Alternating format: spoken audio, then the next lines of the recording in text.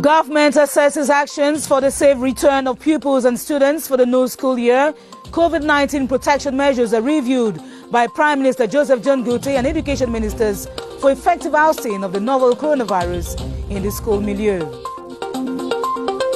Administrative authorities and the educational community in the Northwest region, in the face of security and health threats, strive to beat the fear factor and ensure the respect of children's rights to education is given value. Web television and online platforms have gradually shoved aside the traditional media as the population is exposed to a wide range of information and entertainment content with a single click. The 7:30 News tonight investigates on this emerging phenomenon that needs regulation. Good evening and thanks for joining us. As you must have corrected, we had errors on the catchphrases of our headlines. Thanks for joining us.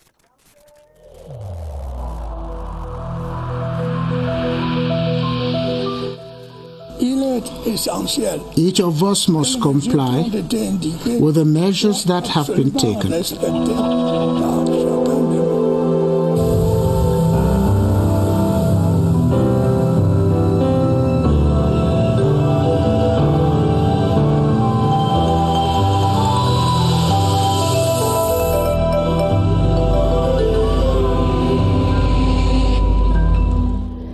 Once again, you're welcome to the 7:30 News. The cabinet meeting of the month of September has focused on the safety and security of some 11 million pupils and students who will be part of the 2020-2021 school year.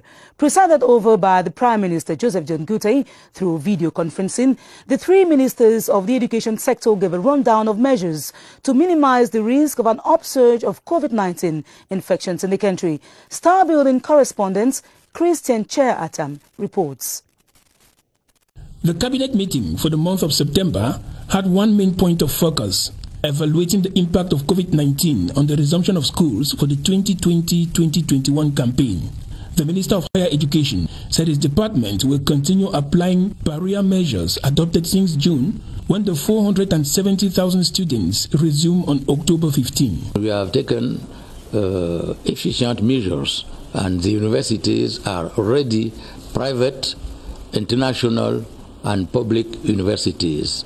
Secondary Education Minister Pauline Nalova-Lyonga said classes with over 50 students will be split to enable some attend in the morning and others in the afternoon. She said her department will also focus on virtual learning. For the primary level, with 6 million learners expected to resume on the 5th, sanitation and barrier measures are also in place. We will have to strengthen all the barrier measures, material we need for washing their hands, for covering their nose, and to disinfect school. It was revealed during the cabinet meeting that Cameroon has so far recorded 20,712 positive cases of COVID-19 with a recovery rate of 94%.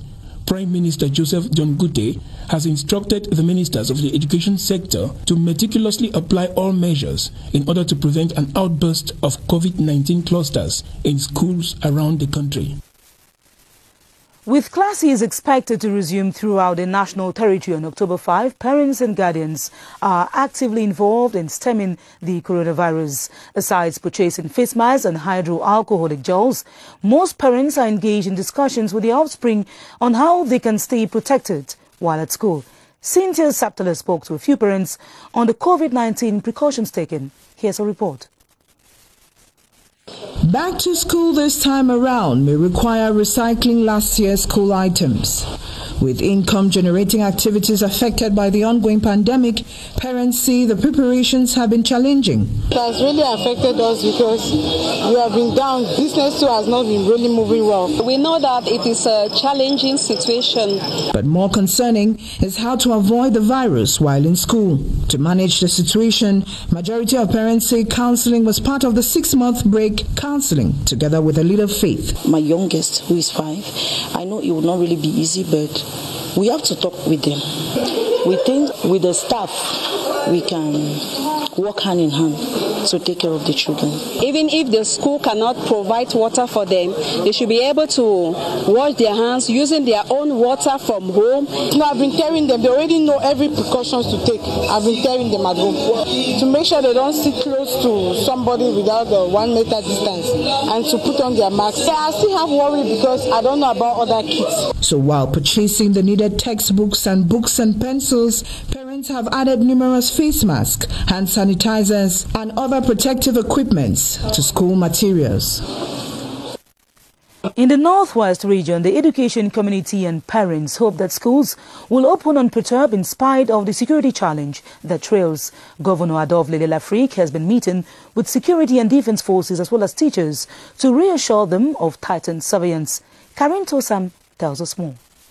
Administrative officials say they are aware of the security challenges faced by teachers. They have been proposing to accompany those who have been displaced by the current insecurity. We are organizing escort to the teachers who are still here in Rwanda and planning to go back to their various schools all over the northwest region. They shouldn't be afraid. They should just only put their name in the list at the regional level, and the security services are taking necessary measures. The creation of vigilante groups has been described by the authorities as a prerequisite to safeguarding the future of teachers and school-attending children. We have the duty to stay where we are and work for that peace and that security. Every quarter of every village have to meet and designate people who will ensure a strict surveillance, a strict control of the security, not only of the people but of the teachers in that their quarter. In the meantime, the authorities are calling on teachers to respect their teaching engagements or face administrative sanctions. Violence, threats and kidnappings have in the past constituted the fear factor that has prompted guardians and parents to keep their children at home during school period. The back-to-school campaign in the Northwest region has been basically centered on the need for bravery and the respect for children's rights to education. Mercy Kusi reports on the involvement of all and sundry. Commercial activities have been grounded around the northwest and movement is restricted in certain parts of the region. This recent development in the 4-year-old unrest coming weeks to the start of the new school year is an obvious setback to the education stakeholders. The main road and even the road leading from the headquarters of the region to some of our divisions. Children of school-going age in this part of the country are anxious to hit the road for school, and parents are hoping that things change for the better. But what they cannot deal with is the insecurity that engulfs the region. Government has trained teachers and they pay them. Most of them, instead of teaching the children who are within my jurisdiction, have all escaped. It is less than 2 weeks to the 5th October official reopening day in Cameroon, yet economic activities that filled the streets of Bamenda during this period are absent. Many are wondering how those who relied on petty businesses to educate their children will sail through this difficult year. Away from the back-to-school preparation, the results of the election of the city mayor of Kumba in the southwest region has been cancelled by the administrative bench of the Supreme Court during the post-municipal litigations. A similar verdict was given in Makenene, where the court has ordered for a rerun for the post of mayor. Sidone Jopmandi sat through today's proceedings and now reports that so far 39 files have been examined. The administrative bench of the Supreme Court has today pronounced its first verdict, and the majority of petitions submitted by different political parties for the February 9 municipal elections were thrown away. The petitions that we brought from the northwest and the southwest regions, they were all dismissed. The judges know better than us. We brought our arguments and the court decided this is the last resort. We don't have anywhere to go again. Less than 40 files were declared unfounded and dismissed by the examining judge of the administrative bench of the Supreme Court. except those of the Kumba constituency as well as the Makinene constituency, where judges of the administrative bench of the Supreme Court call for the rerun of elections of city mayors and councillors, respectively. The Supreme Court has just delivered a ruling or a judgment in which it has quashed the decision of the Southwest Administrative Court and asking for a rerun of the elections in Kumba, which means that they have 30 days as per the law to go in for re-elections. The hearings are still ongoing at the Supreme Court, and the examination of files will continue this Friday. Still on the spin-offs of the major national dialogue, we spotlight efforts made to promote bilingualism in Cameroon. Even before the dialogue, the Cameroon radio television Crtv has since mid-2018 engaged in this move with the transformation of the 5 p.m. news on national station. It has become an exemplary bilingual 1-hour rendezvous. The 5 to 6 p.m. newscast and its specificities are shown in this report with Gilbert Ongene.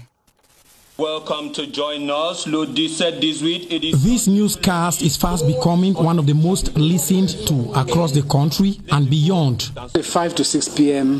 is a newscast that was introduced by management to answer the worries those who speak the English language. The first steps of this newborn to the news department of the national radio were not, however, on a bed of roses. It all started here, and like this. Madame Sophie Koto let me know that the news will last 1 hour and will become bilingual. Later on, she told me that it was a head of state instruction. Cameroon is through the 5 to 6 p.m. building a bedrock on which the future of this country will rest. The newscast is a clear indication that the diversity of the country is and will always be the springboard to leapfrog Cameroon to a higher level rather than being a source of division or discord for its citizens. We now take you to the littoral region where the president of the Cameroon Chamber of Commerce, Mines and Crafts, Christopher Ken, has been commissioned into office. He was installed today by the Minister of Mines, Industries and Technological Development, Gabriel Dondoke. He was tasked to work towards the emergence of the chamber and to boost its contribution to domestic growth. Roslyn Fosa has the details.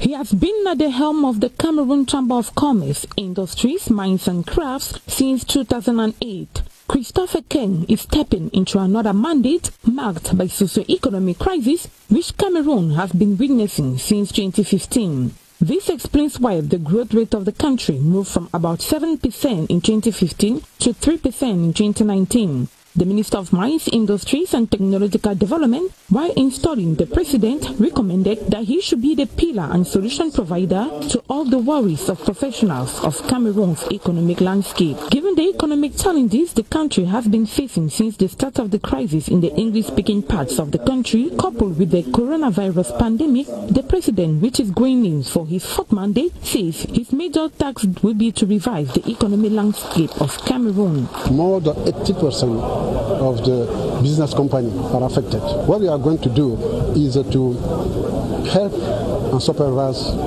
many companies. The event that paved the way to the first plenary assembly of the Chamber of Commerce for the 2020-2023 mandate to last 2 days will witness the election of other bureau members of CIMA. In less than 24 hours, the curtains will be drawn on the 9th edition of the Government Action Fair at the Multipurpose Sports Complex in Yaoundé. Over 150 exhibitors from public administrations and private enterprises had high-profile visitors gathered up by their offers. Lou Muslim Davies profiles some of them and what their expectations are. The Government Action Fair Sago continues to be an excitement to visitors, amongst them ministers and directors general. My presence here is to inform that what the government has done to fight against unemployment in our country. With over 100 exhibition stands at the fair venue, visitors are treated to a wide variety of service providers. We are here to make the public know what we're actually doing. We are of the Ministry of Employment and Vocational Training, a ministry that has an objective to create the enabling atmosphere for the training of young Cameroonians. I came to Sego for two things, because first of all, because I'm the mascot of this company, and equally because I wanted to discover all what comprises all the enterprises that are here. The fair aims at boosting the economy in various sectors. Away from Sago, if you're traveling along the National Road number 10 and you feel like taking a break, you can pull over at Ngulentang. There, a roadside rest area has been constructed by the Mengan Council of Nyong and Fumo Division. The council's mayor, Gabriel Bienvenu Aya, says the structure is intended to reduce the number of accidents on the stretch. Victor Siga was on the site. Most accidents on the National Road number 10 are attributed to fatigue. Heavy-duty drivers who ply sub-regional highways are said to be the main victims. It is in this light that the Council of Mengan in the Nyong and Fumu Division has opted for the construction of a rest area for these drivers and Ngulentang. We are going to have a space to park the dog. We have hotels, we have a space to eat, and we also have a space to play. The construction works yet to start will be built following the standards prescribed by the Union of the Council of African Shippers. If a locality like this one is chosen to receive a great project like this one, we can only be satisfied. The initiative will also serve as a source of employment to many Cameroonians. As announced in one of our top stories, the world's audiovisual landscape is fast undergoing a mutation, with web television and online platforms threatening traditional media. In Cameroon, with a plethora of online content, the average citizen with just a click can be sufficiently informed and entertained. Constantine Baum now looks at the regulation of the sector, which seems open to be all. Internet is gradually becoming cheaper, and with a good computer, phone, camera and other communication gadgets, anyone can set up his or her online TV in Cameroon. It is worthy to know that well-known media houses for better visibility are using the online platform to conquer new targets. Other thematic web TVs have emerged, such as Tara TV, Wuri TV, Naja TV, Sun TV, competing with the established ones. For now, there is no control from the Ministry of Communication. There is still a kind of administrative tolerance from the competent authorities, as none of these online platforms have legal documents to operate, although there is the 2015 audiovisual law that guides their operation. The text of application of the 2015 media law is still awaited. However, the National Communication Council is putting a close eye on the activities. It's not a no man's land, because we have possibilities of following up. We do not know when they are created. We do not even know their location. Sometimes we get to know because our monitoring service gets them on. And also when people send complaints about the content of their messages. Online TV is a new trend in the audiovisual landscape, as the digital man today no longer has the time to stay in front of a TV set as before. In health news, the Association of Pediatric Surgeons are deliberating on comprehensive cleft scare, which affects a cross-section of children in some parts of the country. At the second session, the experts sought ways to better handle surgeries to correct the malformation and to provide adequate follow-up and treatment. Beatrice Ngum has the details. Children were born with a congenital malformation known as a cleft lip. Yet a cleft lip, like other malformations in children from 0 to 15 years, can be taken care of. There are surgeons who have specialized on this. They are called pediatric surgeons. Cleft palate is about those children who are born with separated lips, so they have problems in swallowing, in eating. This second outing of specialists and all who intervene on the children during their surgery is to brainstorm on how to optimize the management of children with cleft lip and palate being a rampant disease in our community. This team has been working tirelessly to give a smile to children born with such malformations.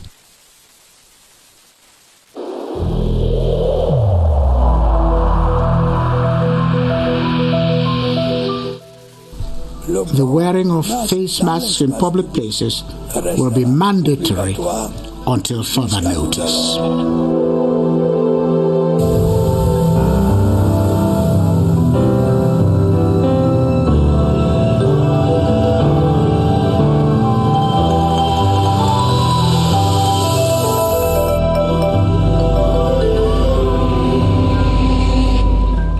7:50 p.m. and on COVID-19 updates, we'll talk about a vulnerable group of persons. They are either former or current sufferers of hepatitis. Medics say this category of patients must be conscious that they are at high risk of developing COVID-19 complications. BrigadeAntiSardinard is at the Public Health Emergency Operations Center, and his guest is Dr. Maurice Mbela. Tell us, Baldwin, you also have the recent figures of COVID-19 infections, which stand at 20,712.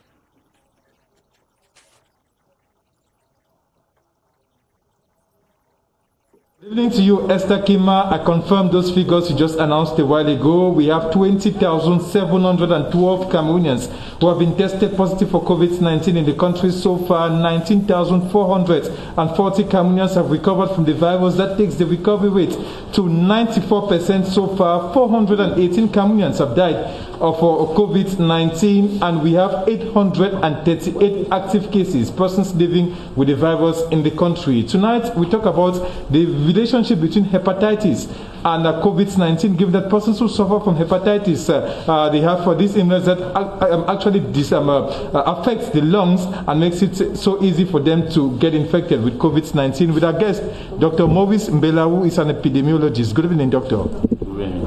What's the relationship between hepatitis and COVID-19? It's important to know that people who suffer for viral hepatitis are more likely to suffer from severe form of COVID-19 due to their low immune capacity.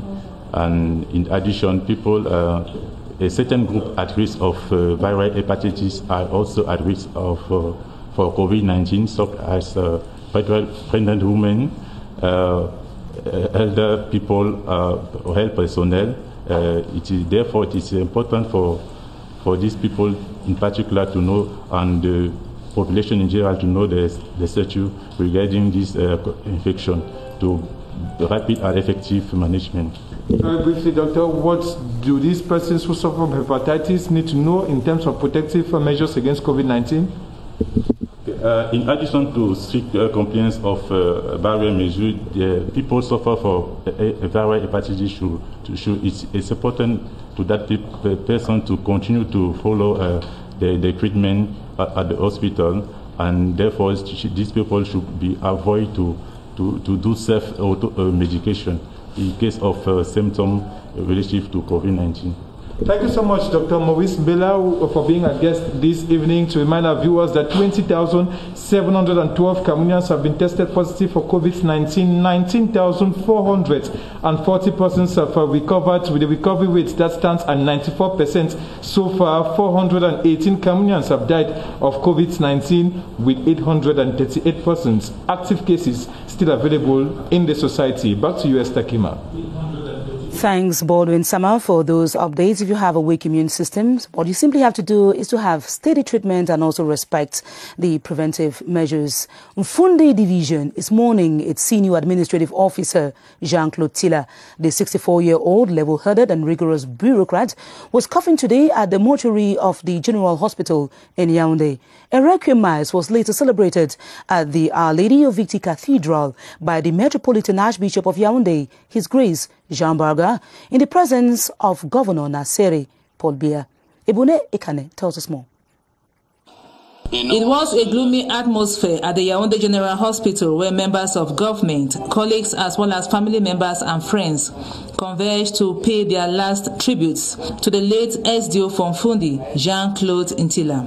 During the ceremony, the men of God all prayed for the peaceful repose of his soul. During a requiem mass at the Our Lady of Victory Cathedral, officiated by the Metropolitan Archbishop of Yaoundé, His Lordship Jean Barga, the deceased was described as an exemplary statesman. I'm very sad, and the senior divisional officer of the Fundi division was a coach for me and a brother who inspired me. The presence of the governor of the Central Region, Nasiri Paubeya, special representative of the head of state, speaks volumes of his loyal services rendered to the country. Besides serving as SDO from Fundi for the past 10 years, the seasoned civil administrator, Jean-Claude Ntila, aged 64, was also a traditional ruler. He'll be buried this Saturday, September 26 in Obwa, in the Mefu and Afamba division. So rest in peace. In parliamentary news, the second phase of the annual training of staff of the National Assembly on bilingualism and new information technologies has ended with the award of attestations. The ceremony to end the 5-week course at the African Institute for Computer Sciences in Yaoundé was chaired by the Senior Deputy Speaker, Honorable Ilaron Etong. Details in this report. A perfect example of the plinth of the Constitution voted at the National Assembly, where they work. These personnel stand bilingual, given English and French equal value. After 5 weeks of training with facilitators from the African Institute for Computer Sciences and the Pilot Linguistic Center, they are empowered. We learned Microsoft Word, we learned Excel. We are going to be able to do online correction of text. French has been a nightmare to some of us.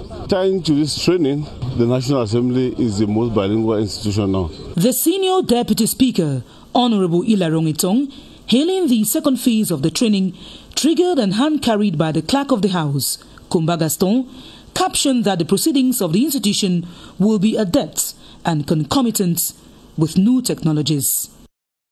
In politics, sympathizers of the Cameroon People's Democratic Movement in Nyong and Fumu Division have staged a peaceful march in the streets of Ayos and Akonolinga. It was organized by the mayors of Ayos and Akonolinga, and the paraders expressed their support to the national president, Paul Biya, and decried the destabilization of state institutions. Beatrice Ngum was there, now reports for the 7:30 News. It was a colorful day in Ayos in the Nyong and Fumu Division. Supporters of the CPDM party under the stewardship of the mayor, Paul Ndongobikwe, took to the streets of the town to express their respect for Republican institutions and to say no to all calls of hostility. Their cry for peace was contained in what they called the Ayos Declaration that was handed over to the head of state representative. I'm glad that a lot of youths have mobilized today to give this declaration, that they say no to disorder and yes to peace and growth of our country. The peace march, led by CPDM party bigwigs, traditional dignitaries, and the 3 wings of the CPDM party in Ayos, came few hours after a similar parade in Akonolinga in the same division, with bikers and the population of Akonolinga declaring to the divisional officer that they will be ambassadors of peace and not of disorder. I want to emphasize, sons and daughters of the Nyong and Fumu are therefore resolved to champion peace. In sports, members of the Executive Committee of the Cameroon Football Federation are examining the decision of the Court of Arbitration for Sports, which gives the Professional Football League the right to organize local football championships. The meeting was chaired by the president of Fcfa, Seydou Mbombonjoya. Baldwin Summer reports that the future of the country's football was also discussed. Thursday's Executive Committee meeting of the Cameroon Football Federation took place within a particular difficult period that the sports movement is going through presently. Opening deliberations, the president of the Cameroon Football Federation, Seydou Mbombonjoya, said the decision by the Court of Arbitration of Sports will be handed over to Fca's legal department for proper examination before the General Assembly. The organization of competitions during this COVID-19 period remains a priority to Fcfa as they wait for government's reply to permit them bounce back with sporting activities with at least 200 persons concerned. It was announced that FIFA's financial aid to fight against COVID-19 is available for clubs and will be distributed in the days ahead. The Cameroon Football Federation aims at completing construction work at the Fcfa's new head office while working on the imminent renovation of the technical center at Oja after consultations with FIFA. It was disclosed that henceforth, the management of the CAF Excellence Center in Bankomo is under the auspices of the Cameroon Football Federation, with these points to be discussed and others adopted during their General Assembly scheduled for this Friday. That sports report brings us to the end of the 7:30 news, in which you heard that government has been assessing actions for the safe return of pupils and students for the new school year. COVID-19 protection measures were reviewed by Prime Minister Joseph Tongote, Education Ministers, as well as the Minister of Public Health. More news comes up at 8:30 p.m. with Romeo Trise. Tomorrow, Ben and Buma Ghana will be your host at 7:30 p.m. Thanks for watching. Stay tuned to our programs on CRTV and have a beautiful weekend. Good night.